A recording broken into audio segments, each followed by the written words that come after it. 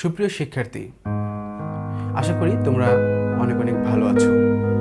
আমি অমিত সাহা, প্রভাষক, গণিত বিভাগ, মাইলস্টোন কলেজ। আজ আমরা 10H এই চ্যাপ্টারটি নিয়ে আলোচনা করব। আজকে আমাদের আলোচ্য বিষয় কিছু গাণিতিক সমস্যা সমাধান। এই অধ্যায়টি তোমাদের জন্য খুবই গুরুত্বপূর্ণ। তোমরা সকলে এই অধ্যায়ের যে অঙ্কগুলো আমরা করছি বা যতগুলো অঙ্ক আছে এগুলো বোঝার মাধ্যমে সমাধান করার চেষ্টা করবে।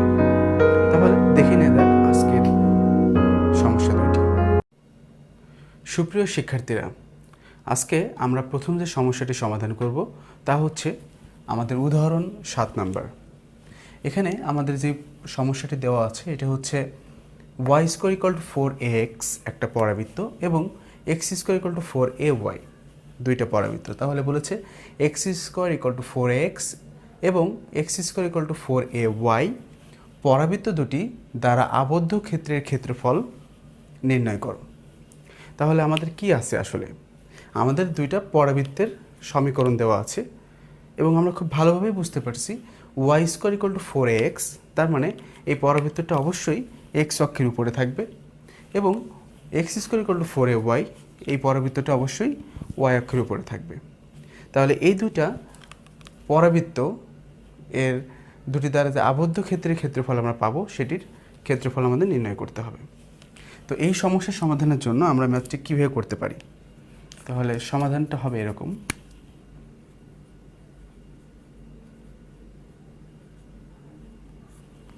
আমাদের যেই দুইটি পরাবৃত্তের সমীকরণ দেওয়া আছে তাহলে আমরা লিখি যে আমাদের প্রদত্ত পরাবৃত্তদ্বয়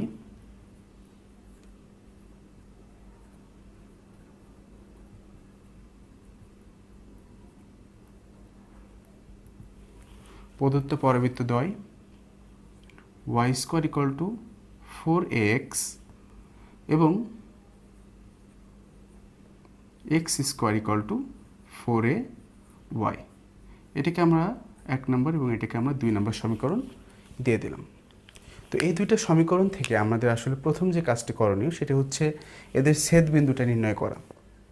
আমরা যদি এটা গ্রাফিক্যাল বা চিত্র এঁকে আমরা যদি এটাকে একটু বোঝার চেষ্টা করি তাহলে ব্যাপারটা এমন দেখা যেতে পারে, আমাদের এটা x Axis, so x prime, এটা y অ্যাক্সিস, y প্রাইম। ওকে, এখানে আমাদের যেই সমীকরণটি আছে y square equal two 4ax, এটির চিত্র অনেকটা এরকম, y square equal two 4ax। তাহলে এটাকে আমরা দিলাম 1 নম্বর সমীকরণ। অ্যান্ড এখানে দেওয়া আছে x square equal two 4ay। এটির যদি আমরা একটা ফিগার আঁকার চেষ্টা করি সেটা এরকম একটা ফিগার দাঁড়াবে। তাহলে এটা হচ্ছে আমাদের 2 নম্বর সমীকরণ। তাহলে দেখো আমাদের এই যে দুইটা পরাবৃত্ত আমরা পেলাম, এদের আসলে দুইটা পরাবৃত্ত কী করেছে, একটা নির্দিষ্ট পার্টকে ছেদ করেছে। সেই ছেদবিন্দু দ্বয় আমাদের প্রথমে লাগবে, পরে এই ছেদবিন্দু দ্বয়েরকে আমরা কাজে লাগিয়ে আমরা এতটুকু জায়গার ক্ষেত্রফল নির্ণয় করব। তাহলে আসলে আমরা কি করতে চাচ্ছি? দেখো আমাদের ফার্স্ট টার্গেট হচ্ছে এই পয়েন্টটা এবং এই পয়েন্টটা, বা এই দুইটা বিন্দু আগে আমাদের বের করে নেওয়া বা ছেদবিন্দুটা বের করে নেওয়া। এরপরে এই যে অংশটা আমাদের রয়েছে এই অংশটার ক্ষেত্রফল বের করা। তো এই কাজটা করার জন্য আমরা কি করব? তো প্রথমে আমরা লিখতে পারি যে এই দুটির ছেদবিন্দু আসলে আমরা কীভাবে ফাইন্ড আউট করতে পারি। এই দুটির ছেদবিন্দু বের করার জন্য আমরা কি করব, একটাকে আরেকটার মধ্যে দিয়ে কি করব, যেমন দেখো এখানে আমরা প্রথমে যেটা পেয়েছি, এখানে x square equal two 4ay।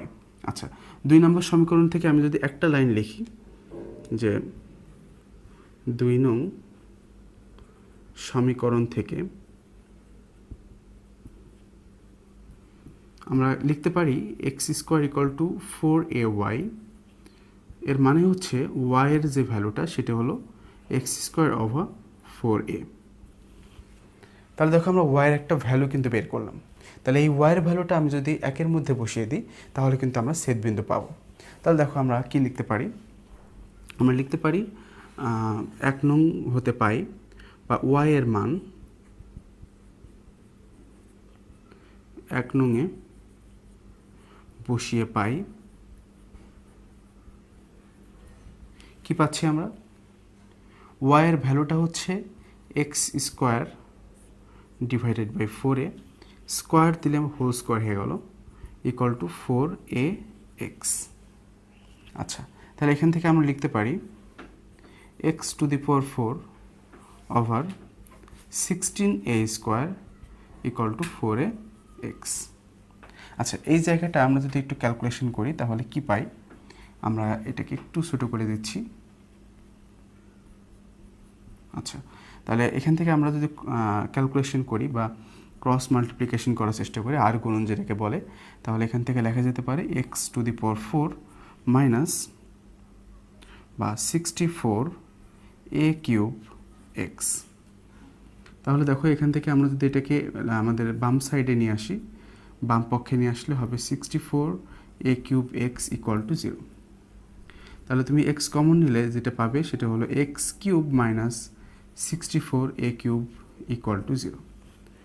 তাহলে এখান থেকে আমরা পাচ্ছি এক্সের যেই মানটা সেটা হচ্ছে 0 বা 0, এবং আরেকটা ভ্যালু পাচ্ছি এক্স কিউব মাইনাস 64a কিউবের ভ্যালুটা হচ্ছে 0।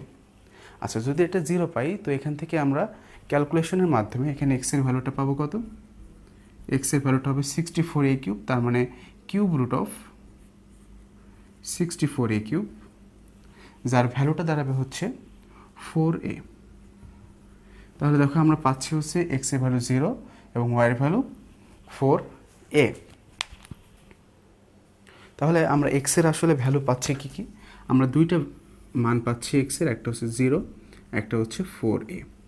দেখো এখানে যে 0 এবং 4 এর দুইটা ভ্যালু আমরা এখানে পেয়েছি, এই দুইটা ভ্যালু যদি আমরা এটি ইকুয়েশন নাম্বার যদি এটাকে আমরা 3 দিই, তাহলে দেখো এখানে আমরা এই ভ্যালুগুলো বসিয়ে দিলে কি পাই, যখন এক্স এর ভ্যালু আমরা 0 বসাবো তখন কিন্তু আমরা ওয়াই থেকে 0 পাবো। তাহলে দেখো ওয়েন, মানে যখন আমরা এক্স এর ভ্যালু কত বসাচ্ছি 0, তার মানে যখন আমরা এক্স 0 বসাবো ওয়াই হবে হচ্ছে আমাদের 0, এবং যখন আমরা এক্স এর ভ্যালুটা 4a বসাবো তখন ওয়াই এর ভ্যালুটা হবে দেখো 4a whole square over 4a, তাহলে এটাও 4aই হবে।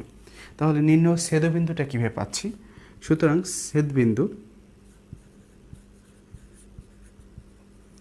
ছেদবিন্দু দ্বয়, একটা হচ্ছে 0 0 পয়েন্ট আর একটা হচ্ছে কত 4 4 পয়েন্ট। আসলে এই দুইটা আমরা এই ফিগারে বা চিত্রে কিভাবে আমরা এটাকে দেখাতে পারি, দেখো এই যে আমাদের বিন্দুটা, এই বিন্দুটাই কিন্তু আসলে 0 0 বিন্দু, এবং এই যে বিন্দুটা এটা হচ্ছে আমাদের 4 a বিন্দু। তাহলে দেখো এই বিন্দু দুইটার মধ্যবর্তী যে অংশটা আমরা পেয়েছি এইটুকুরই মূলত আমরা ক্ষেত্রফলটা বের করব, ঠিক আছে। তাহলে এই ক্ষেত্রফলটা বের করার জন্য এখন আমরা কিভাবে করে ম্যাথটা সলভ করতে পারি, আমরা তো জানি যে এখন আমরা ইন্টিগ্রেশনে যাব বা যোগজীকরণে যাব, তাহলে আমাদের লিমিটটা কিভাবে হবে, লিমিট কিন্তু হবে 0 থেকে 4a। ওকে, তাহলে আমরা একটু নামও দিয়ে দিতে পারি জায়গাটা, যে আমরা এতটুকুর এরিয়া আমরা ফাইন্ড আউট করব এখন একটা লিমিটের মধ্যে। আচ্ছা, তাহলে এখন আমরা ক্ষেত্রফলটা বের করি। দেখো আমরা লিখি যে এই যে দুইটা পরাবৃত্ত এটা দ্বারা যে আবদ্ধ ক্ষেত্রফল, তার মানে পরাবৃত্ত দ্বয় দ্বারা আবদ্ধ ক্ষেত্রের ক্ষেত্রফল, পরাবৃত্ত দ্বয় দ্বারা আবদ্ধ ক্ষেত্রের ক্ষেত্রফলটা আসলে কি হচ্ছে, দেখো আমাদের ইন্টিগ্রেশন অফ, আমরা যদি এতটুকুকে y1 মনে করি, এতটুকুকে y2 মনে করি, এই দুইটাকে আমরা কি করছি সাবস্ট্রাকশন বা বিয়োগের মাধ্যমে আমরা এটাকে ইন্টিগ্রেশন বা যোগজীকরণ করব। যেটা দেখো আমরা কিন্তু একটু আগে ছেদবিন্দুটা বের করেছি, সেটা হচ্ছে 0 0 এবং 4 তার মানে এটার লিমিটটা দাঁড়াবে 0 থেকে 4a পর্যন্ত, ঠিক আছে। এখন দেখো এখানে এসে তোমাদের একটা কোশ্চেন বারবারই মাথায় আসে যে y1 y2 এটা আমরা কোথা থেকে পাবো। দেখো y1 আমরা এইটা থেকে মনে করছি, আমাদের 1 নম্বর যে ইকুয়েশনটা, এই 1 নম্বর ইকুয়েশনটাকে আমরা y1 মনে করে নিচ্ছি। y1 মনে করে নেওয়ার কারণে তুমি এখান থেকে যদি y এর ভ্যালুটা বের করো, আসলে তুমি কি পাবে, এখান থেকে y এর ভ্যালুটা বের করলে তুমি পাবে কিন্তু √4ax। তো এই √4ax-কে তুমি যদি আরেকটু ক্যালকুলেশন করো তাহলে পাবে হচ্ছে 2√a ইন্টু √x। তাহলে দেখো আমরা এখান থেকে পাচ্ছি কি y1 যেটা সেটা হচ্ছে 2√a ইন্টু √x। আচ্ছা y2 আমরা যদি এটাকে বলে থাকি যে এটাই হচ্ছে আমাদের y2, তাহলে এই y এর ভ্যালুটা আমরা কীভাবে বের করতে পারি? দেখো এখান থেকে y এর ভ্যালুটা যদি আমরা বের করে ফেলি এইভাবে, যে আমাদের y এর ভ্যালুটা হবে x² ডিভাইডেড বাই 4a। বুঝতে পেরেছ? তাহলে এইটা ছিল আমাদের আসলে y1, এটা হচ্ছে আমাদের y2। এই কারণে আমরা দুইটাকে কী করলাম, জাস্ট বিয়োগের মাধ্যমে এই ছেদবিন্দুর পার্টটাকে আনার চেষ্টা করছি। আচ্ছা, তাহলে আমরা এটা পেলাম হচ্ছে x² divided by 4a into dx। তাহলে এই পর্যন্ত আমরা সবাই কি বুঝতে পারলাম কি না? আচ্ছা ঠিক আছে, তাহলে দেখো এখন আমাদের কাজটা খুবই সহজ হয়ে গেছে। আমরা শুধু এই জায়গাটুকুর কি করব, ইন্টিগ্রেশন বা সমাকলন করব। তো এইটুকু করার জন্য আমরা দুইটাকে ভেঙে দিতে পারি এইভাবে, যে 0 to 4a 2√a √x minus 0 to 4a x² divided by 4a into dx। আচ্ছা, তাহলে এখানে আমাদের একটা জিনিস বুঝে ফেলছি যে আমরা আমাদের কনস্ট্যান্ট পার্ট বা ধ্রুবক পার্ট এতটুকু, আবার এখানে ধ্রুবক পার্ট কত, 4a। তো ধ্রুবক পার্টগুলোকে আমরা কী করি, সবসময় আগে আনি। তাহলে আমরা ইন্টিগ্রেশনের প্রথমে যদি এই অংশটা নিয়ে আসি, তাহলে হলো √2√a 0 to 4a √x, এবং অবশ্যই আমাদের এখানে dx রাখতে হবে, dx মাইনাস, দেখো এখানে আমাদের ধ্রুবক পার্ট কতটুকু, 1/4a। ধ্রুবক অংশকে সবসময় ইন্টিগ্রেশনের আগে রাখো, তারপরে 0 থেকে 4a x² ইন্টু dx। আচ্ছা, এখন এই বিষয়টা এতটুকুকে আমরা যদি ক্যালকুলেশন করি তাহলে কিন্তু আমাদের আনসারটা খুব সহজে আমরা পেয়ে যাব। আচ্ছা দেখো, তাহলে আমরা এখান থেকে যদি একটু আমরা ক্যালকুলেশন করি তাহলে আলটিমেটলি আমরা কী পাই, এটাকে দেখো √x। তো √x থেকে আমাদের মাথায় একটা জিনিস আসে, সেটা হচ্ছে যখন আমরা ডিফারেন্সিয়েশন বা অন্তরীকরণ করি 1/2 √x আসে। তো আমরা ইন্টিগ্রেশনের ক্ষেত্রে কিন্তু ভুলে যাই যে কী করব, তো সে কারণে আমরা এটা করব √2 ইন্টিগ্রেশন অফ x⁻²। দেখো আমাদের x⁻n এর যে ফর্মুলাটা সেটা এসে গেল। তো এটা খুবই সহজে আমরা সমাধান করতে পারবো। আবার দেখো এখানে 1/4a x² dx। তো এটাকে আমরা খুব সহজেই জানি x⁻³ হবে, এখানে হচ্ছে 4a/0। যদি কারো কোনো সন্দেহ থেকে থাকে এটা কিভাবে x³ ডিভাইডেড বাই 3 থাকলো, তাদের জন্য দেখো আমাদের একটা ইন্টিগ্রেশনের ফর্মুলা আছে, সেটা হচ্ছে x⁻n dx। এটার ফর্মুলা হচ্ছে x⁻n + 1 ওভার n + 1। যদিও এই মানে কনফিউশনটা থাকা আমাদের উচিত না, তারপরেও যদি থেকে থাকে, দেখো এখানে আমাদের x² ছিল, তার মানে 2 + 1 ডিভাইডেড বাই 2 + 1, তাহলে কিন্তু x⁻³ ডিভাইডেড বাই 3 হওয়ার কথা, এবং সেটাই কিন্তু এখানে হয়েছে। ওকে, আচ্ছা এবার দেখো এখানেও কিন্তু আমরা একই ফর্মুলাটা এখানে ব্যবহার করলে কি পাই, 2√a, এখানে পাবো x⁻½ + 1 ডিভাইডেড বাই ½ + 1। এটা অবশ্যই কত, 0 থেকে 4 এর মধ্যে থাকবে, minus 1/12a x⁻³ 4a and 0। আচ্ছা, এখন এখানে আমরা ক্যালকুলেশন করলে কি পাচ্ছি, দেখো 2√a, এই 3/2কে আমরা যদি এদিকে আনি তাহলে কি হচ্ছে, দেখো এটা কিন্তু 3/2 উল্টে যাবে, হবে কি তাহলে 2/3। আচ্ছা, আর এখানে থাকছে হচ্ছে x⁻³ এখানে হচ্ছে 4a 0 মাইনাস এটা হচ্ছে 1/12a x⁻³ 4a এবং 0। এই পর্যন্ত আমার কাছে মনে হয় তোমরা সবাই বুঝেছো, এখানে আমরা শুধু একটা ক্যালকুলেশনের মধ্যে আছি। আচ্ছা, তাহলে এটাকে আমরা যদি দেখো ক্যালকুলেশন করি, আমরা পাই 4√a/3। এখানে আমরা এটাকে ক্যালকুলেশন করলে পাবো 4a⁻³ মাইনাস 0। এখানেও আমরা পাচ্ছি 1/12a 4a³ মাইনাস 0। আচ্ছা, তাহলে আমাদের এটা আফটার ক্যালকুলেটিং পার্ট, দেখো এটা আমরা কিন্তু খুব লজিক্যাল একটা ব্যাপার, যে এখানে কি আছে 4a, তাকে তুমি রুট করো এবং তাকে কিউব করো। তো তুমি যদি 4কে রুট করো তাহলে পাবে 2, তাকে কিউব করলে পাবে হচ্ছে 8। সিমিলারলি দেখো এরকে রুট করছো, রুটের উপরে আবার কিউব করছো, তার মানে এর পাওয়ারটা কিন্তু আসলে 3/2 থেকে যাবে। আচ্ছা, মাইনাস 1/12 12a, আর এখানে আমরা পাচ্ছি 64a³। আচ্ছা, আমরা যদি একটু কাটাকাটি করে দেখি তাহলে দেখো কি পাই আমরা,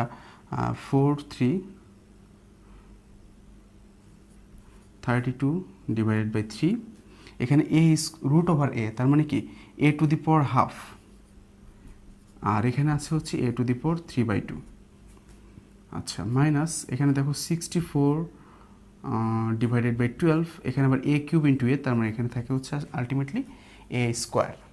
আচ্ছা, আমরা যখন জানি বেস সেম তখন পাওয়ার কি হয় আসলে অ্যাড হয়, তাহলে যদি আমরা হাফ প্লাস 3/2কে অ্যাড করে দিই তাহলে দেখো হাফ প্লাস 3/2 মানে কত, 4 ডিভাইডেড বাই 2, তার মানে a²ই থাকে। তাহলে এখান থেকে আমরা লিখতে পাচ্ছি কি দেখো 32 ডিভাইডেড বাই 3 a² মাইনাস, আমরা যদি এটাকে 4 দিয়ে ডিভাইড করি তাহলে পাবো হচ্ছে 16 ডিভাইডেড বাই 3 a²। তাহলে আমরা যদি এই দুটাকে যা সাবস্ট্রাকশন করি বা বিয়োগ করে ফেলি তাহলে দেখো এখানে কিন্তু আমরা পাই 16/3 a², 16/3 a²। এবং এটি হচ্ছে আমাদের এই যে অঙ্কটি ছিল বা যে সমস্যাটি ছিল সেই সমস্যাটির সমাধান। অবশ্যই আমাদের এখানে একটা ইউনিট লিখতে হবে, সেটা হলো স্কোয়ার ইউনিট, বা এটাকে আমরা বলবো কি মিটারকে স্কোয়ার করো, তো জাস্ট মিটার স্কোয়ার লেখা যেতে পারে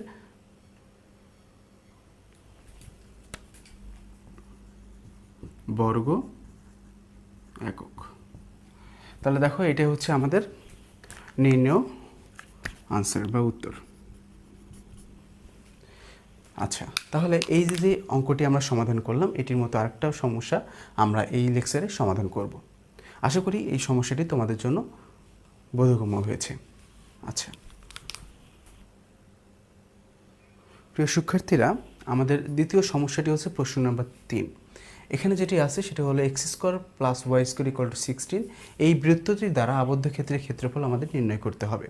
তো কিভাবে আমরা এটা করতে পারি, দেখো আমাদের সমাধানটি হবে এরকম। আমাদের প্রদত্ত যে বৃত্তটি সেটি প্রদত্ত বৃত্ত এরকম আছে যে x² plus y² equal to 16।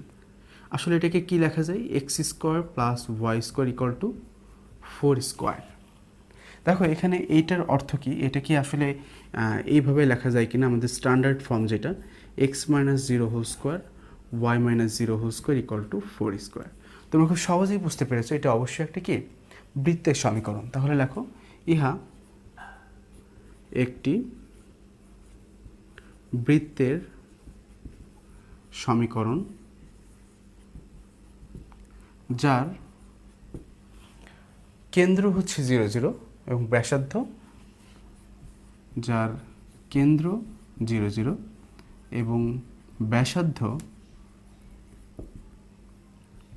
4। ঠিক আছে, তাহলে দেখো এইটা যদি এই হয়ে থাকে তাহলে আমাদের এর ফিগারটা কেমন আসে, আমরা একটু ফিগারের বিষয়টা দেখে আসি। তাহলে আমাদের যদি স্থানাঙ্ক বা কোঅর্ডিনেট যে সিস্টেমটা সেটা যদি এমন হয়, যেখানে আমরা বলি যে এটা হলো আমাদের মূলবিন্দু 0 x প্রাইম x y ও y প্রাইম, এবং আমাদের বৃত্তটি যদি এরকম হয়ে থাকে তাহলে অবশ্যই আমরা বুঝতে পারছি যে এখানে যে কেন্দ্রটি আমরা দেখতে পাচ্ছি এই কেন্দ্রটি হচ্ছে 0 0 এবং এই যে ব্যাসার্ধটা মানে এই পয়েন্টটা দাঁড়াবে, আসলে ব্যাসার্ধটা 4, এখানেও ব্যাসার্ধ 4, তার মানে আমাদের এই পয়েন্টটা দাঁড়াবে হচ্ছে কত 40 পয়েন্ট, আর এই যে পয়েন্টটি দাঁড়াবে সেটা কত দাঁড়াবে 0,4 পয়েন্ট বা বিন্দু। তাহলে দেখো আমরা কিন্তু বিন্দুগুলোও পেয়ে গেলাম এই কি ব্যাসার্ধ এবং কেন্দ্রের মাধ্যমে। আসলে আমাদের বলেছে কি এই বৃত্তের আবদ্ধ ক্ষেত্রের ক্ষেত্রফলটা নির্ণয় করতে। তো দেখো আমরা আবদ্ধ ক্ষেত্রের ক্ষেত্রফলটা নির্ণয় করতে গিয়ে যদি আমরা এই দুইটা বিন্দু জেনে যাই তাহলে আমরা যদি এতটুকুর ক্ষেত্রফল বের করতে পারি, এবং আমরা খুব সহজেই বুঝতে পারছি দেখো এটা 4 মানে এটাও 4 এটাও 4 এটাও 4, অর্থাৎ আমাদের সমান 4 ভাগে কিন্তু এটা ভাগ হয়ে গেছে। তাহলে আমরা যদি এতটুকুর ক্ষেত্রফল বের করতে পারি তাহলে কিন্তু খুব সহজেই আমরা একে 4 দিয়ে বা এতটুকুকে 4 দিয়ে মাল্টিপ্লাই বা গুণ করেই আমরা টোটাল যেই বৃত্তটি আসবে তার ক্ষেত্রফলটা বের করতে পারবো। তো সেটা করার লক্ষ্যে আমরা এখন যে কাজটি করব এই সমীকরণ থেকে y এর ভ্যালুটি বের করে নিব। তাহলে লেখো এখান থেকে কি লেখা যায়, আবার x square plus y square equal to 16, যেখান থেকে আমরা আসলে ওয়াইয়ের ভ্যালুটাই বের করতে চাচ্ছি, সেটা হচ্ছে y square equal to 16 minus x square. তাহলে ওয়াইয়ের যে ভ্যালুটা দাঁড়াবে সেটা √16 মাইনাস এক্স স্কোয়ার। তো দেখো এখানে যে আমরা ওয়াইয়ের ভ্যালুটা পেলাম সেটা কত, 16 মাইনাস এক্স স্কোয়ার। তাহলে এই ওয়াইয়ের ভ্যালু পাওয়ার পরে আমরা এখান থেকে একটা কমেন্ট করতে পারি, সেটা হচ্ছে এখানে যে বৃত্তটি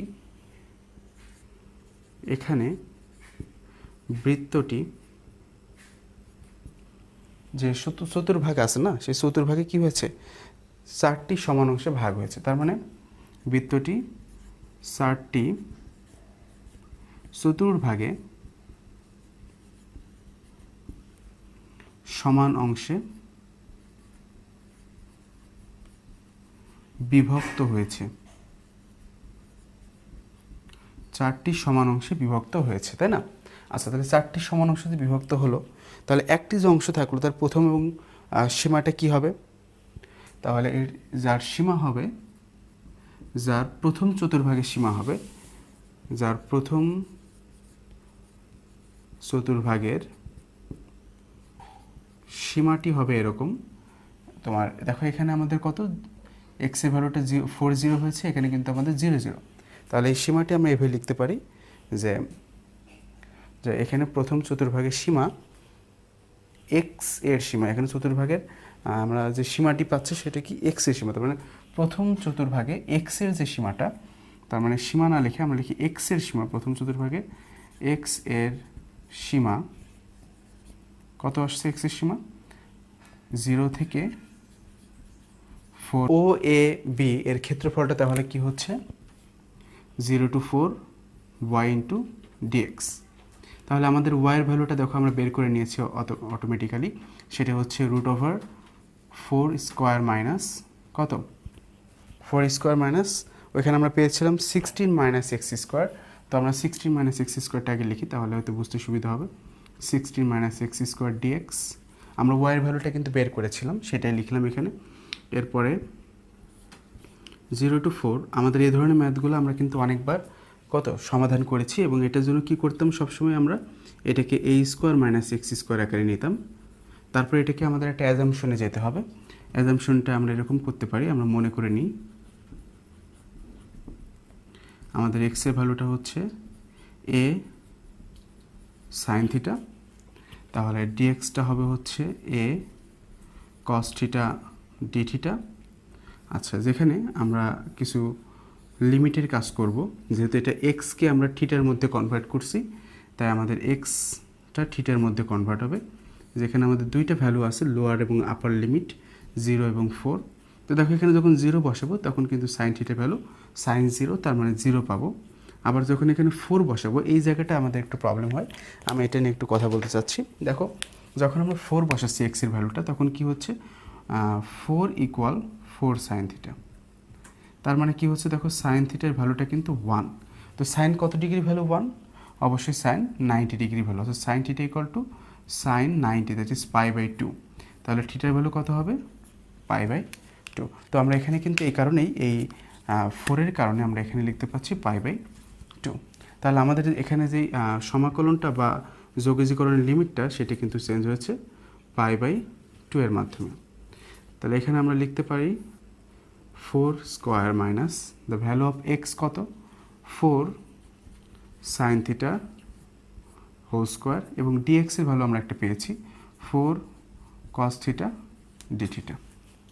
তাহলে দেখো আমরা লিমিট চেঞ্জ করলাম এবং এক্সকে থিটার মাধ্যমে নিয়ে আসলাম।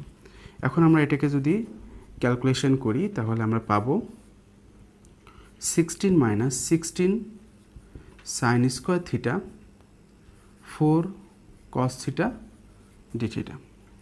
তাহলে এখান থেকে 16 যদি আমরা কমন নিয়ে নিতে পারি, তো 16 কমন নিলে দেখো আমরা রুটের মধ্যে থেকে 16 কমন নিলে আমরা কি পাই, তোমরা খুব সহজেই বুঝতে পারছো। এখান থেকে আমরা যদি π/2, হ্যাঁ কমন নিলে পাই হলো 4 √1 minus sine square theta into 4 cos theta into D theta. আচ্ছা, এখান থেকে যদি আমরা রাইট সাইডে চলে আসি, রাইট সাইডে আমরা একটু লেখার চেষ্টা করছি, তাহলে এখান থেকে কি লেখা যেতে পারে, 4টা আগে চলে আসলো যেহেতু এটা কনস্ট্যান্ট পার্ট, তাহলে 0 টু π/2, এখানে থাকছে তো 1 মাইনাস সাইন স্কোয়ার মানে কস থিটা, কারণ এখানে 1 মাইনাস সাইন স্কোয়ার অর্থ হচ্ছে কজ স্কোয়ার থিটা। তো কজ স্কোয়ার থিটাকে যখন তুমি রুট করছো, রুট স্কোয়ার উঠে যাচ্ছে, থাকে শুধু কস থিটা। তাহলে কস থিটা, এখানেও একটা কস থিটা আছে, দেখো এখানেও একটা 4, এখানেও একটা 4, সো 4 4 16টাকে আমরা আগে আনতে পারতাম। সো 4টাকে না এনে আমরা বরং 16, অর্থাৎ এই 4 দুইটা 4কে আমরা সামনে আনলাম। তাহলে এখানে আসছে হচ্ছে cos square theta D theta. আচ্ছা, আমরা একটা ফর্মুলা জানি যে 16/2 0 to π/2 into 2 cos square theta D theta. কী ফর্মুলা আমরা জানি? আমরা জানি 2 cos square theta equal to 1 plus cos two theta. Just সেটাই আমরা এখানে লিখে দেব। 2 কজ স্কোয়ার থিটা মানে 1 প্লাস কস 2 থিটা ইন্টু ডি থিটা। তারপরে এটাকে আমরা কি ভেঙে দিই, 2 ভাগে ভাগ করে দিই। তাহলে এটাকে লেখা যেতে পারে 8 থাকলো 0 to π/2 1 into D theta, that means D theta plus 8 0 to π/2 cos 2 theta D theta. তাহলে এখান থেকে আমরা পাচ্ছি 8 থিটা, যেখানে থিটার ভ্যালুটা দাঁড়াবে π/2 0, এবং প্লাস 8 এখান থেকে দাঁড়াবে হচ্ছে সাইন 2 থিটা ওভার 2 ইন্টু π/2 0। যেহেতু আমরা জানি sine 2 theta is a formula that is কি ইন্টিগ্রেশন অফ কস 2 থিটার ফর্মুলাটা হচ্ছে সাইন 2 থিটা বাই 2। এখানে যদি 2-র জায়গায় অন্য কিছু থাকতো তাহলে সেটাই হতো, ঠিক আছে। আচ্ছা, এখন দেখো এখান থেকে আমরা লিখতে পারি 8 π/2 মাইনাস 0 প্লাস 8/2 সাইন, দেখো 2 ইন্টু π/2, তাহলে 2 ইন্টু π/2 হলে 2 কেটে গেল, তাহলে কি থাকে সাইন পাই মাইনাস সাইন 0। তাহলে দেখো সাইন পাই বা সাইন 0 তুমি যাই বসাও না কেন, তুমি কিন্তু অলওয়েজ কী পাবে? 0 পাবে। তাহলে দেখো এখানে আমরা পাচ্ছি ফাইনালি 8 ইন্টু π/2, তার মানে কত হলো 4 পাই। আর এখানে এই ভ্যালুটা তো পুরোপুরি 0, কারণ সাইন পাইও 0, আবার কি সাইন 0 0, তাহলে প্লাস 0। তাহলে আমরা কি পাচ্ছি ফাইনালি? দেখো সাইন পাই 4 পাই প্লাস, তাহলে 4 পাই প্লাস 0, দেখো আমরা ফাইনালি আমরা এটা কত পেলাম? 4 পাই। তাহলে এটা আসলে 4 পাইটা ছিল কি আমাদের যেই বৃত্তটা আমরা পেয়েছিলাম সেই বৃত্তের কি একটা অংশ। তো আমরা বলছিলাম না সমান 4 ভাগে ভাগ হবে, তাহলে সম্পূর্ণ বৃত্তের ক্ষেত্রফল আমরা কীভাবে পাবো বলো? সম্পূর্ণ বৃত্তের ক্ষেত্রফলের জন্য, সুতরাং বৃত্তের ক্ষেত্রফলটা হবে, সুতরাং বৃত্তের ক্ষেত্রফল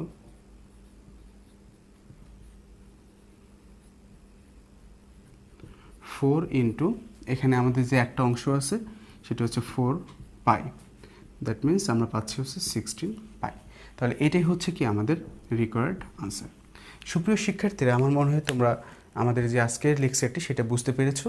আশা করি তোমরা বাসায় এই ম্যাথগুলা বা অঙ্কগুলা সমস্যাগুলো ভালোভাবে প্র্যাকটিস করবে, কারণ প্র্যাকটিসের মাধ্যমেই কিন্তু আমরা এই ধরনের অঙ্কগুলোকে খুব সহজেই আয়ত্ত করতে পারি।